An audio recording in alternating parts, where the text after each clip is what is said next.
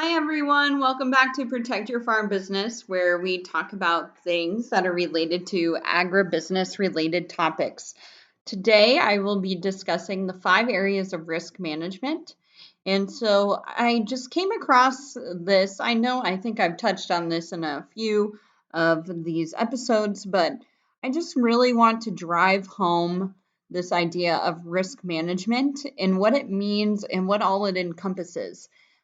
So if you are a part of the University of Idaho, or if you live in Idaho and you are in agriculture, you might have heard that the University of Idaho is getting an endowed chair of risk management. And a lot of people say, well, what does that entail? And risk management is a lot more than probably what you think of. And so I just wanted to go through a few things today. And so, what do you think of when you hear risk in agriculture? And I know that is a very loaded question. I think all of us view different risk differently. A lot of us might see risk in agriculture related to weather. Some of us, it could be price risk. And we'll get into that today. But what do you think about when you think of risk in agriculture? And so we're trying to figure that out today and really dive into that. So the 5 areas of risk actually are production, financial, marketing, legal, and human. And so these are the 5 areas that are classified under risk management in agriculture. And so I just wanted to talk about a few of these or all of these today and just give you a description of how they're used. So the first one is production risk. And so if you think of production risk, like I've said earlier, we think of weather, pest, maybe production management, infrastructure. So how do we manage these production risks? Well, you might have taken a class before on how to use crop insurance. So crop insurance can help protect you against probably adverse weather events in some cases. Sometimes a way to help with production risk is enterprise and crop diversification. So if one crop does not come up for some reason, maybe it's a pest related issue, then you do have other crops that you could rely on for some income. There's also investing in new technologies. And so I think a lot of you know that I am located in the Magic Valley of Idaho. And so one of the new technologies is really our irrigation systems. And that's why we're called Magic Valley, because we are able to pump water. And so we have a lot of water here in a high desert area. And so those technologies really help with production risk. And then maintaining infrastructure and equipment would also help.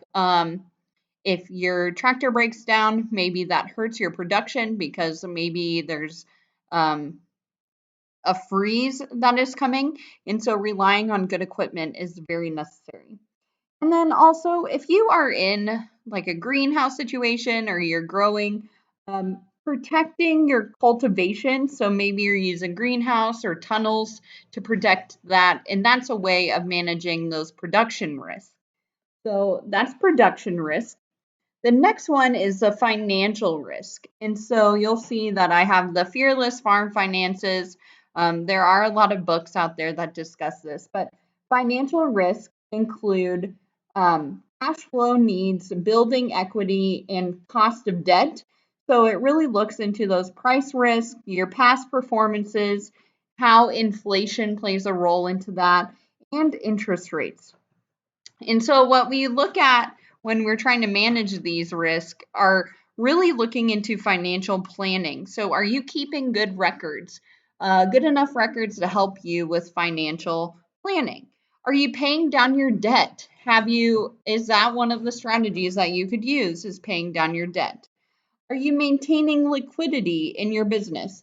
And that can also help you manage those risks if you have liquidity. What is your business structure? Is your business structure conducive to the financial risks that you are facing?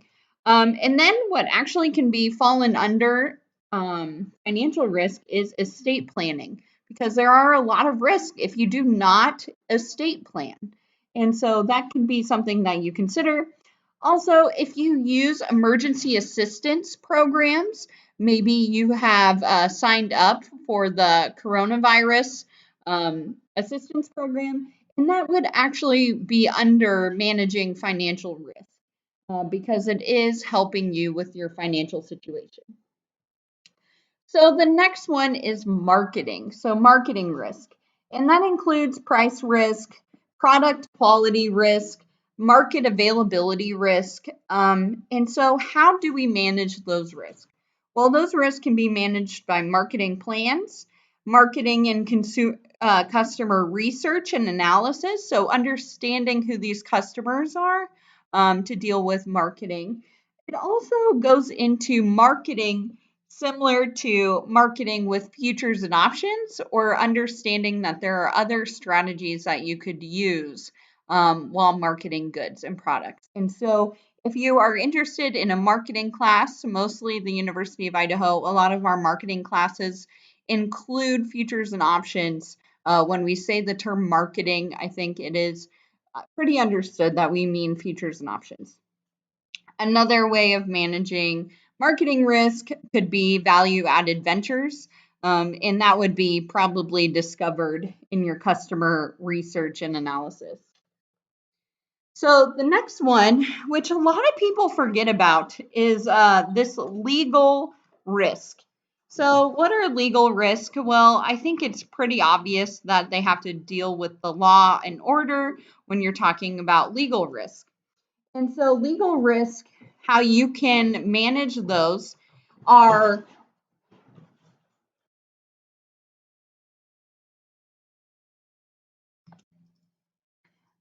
legal risk. You can help with protecting legal risk by implementing the correct business structures.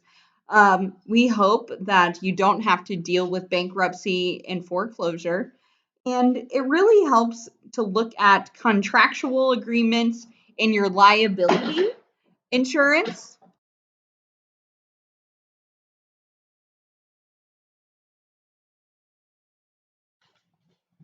And so it looks at your statutory obligations, and it's really there to help you. And so I'd recommend, if you do not have a lawyer, that is something that you should look into. So lastly, our human risk. So the human risk is every human that is involved in your operation, on the farm, any person that you might work with. And so when you think of human, it's you, yourself, your family members, your workers. And so how do we manage these risks when it comes to humans? Well, we need formal plans. So are you running your business as a business? Do you have formal plans with HR? Do you have human resources plans inside of your um, business structure? So also, do you have goal setting? Do you have stress and you have a way for employees to deal with stress and anxiety? So also under human could be that succession and estate planning piece again, where you're talking about other people in the operation and where the next generation could fit in. Things that you would also want to look into when we're discussing human risk is really this idea of, do you have insurance covering these people that are involved? Do you have health insurance? Do you offer health insurance? Do you have life insurance, disability, long-term care insurance? All of this could be helped to manage human risk that might come up over time. And so those are 5 areas of risk. And I just wanted to go through those with you today, and hopefully this has been helpful. Again, if you have any questions, comments, or requests, please reach out to us and please email me. All of my information is in the description box. So thank you for joining us today. I will see you guys next week.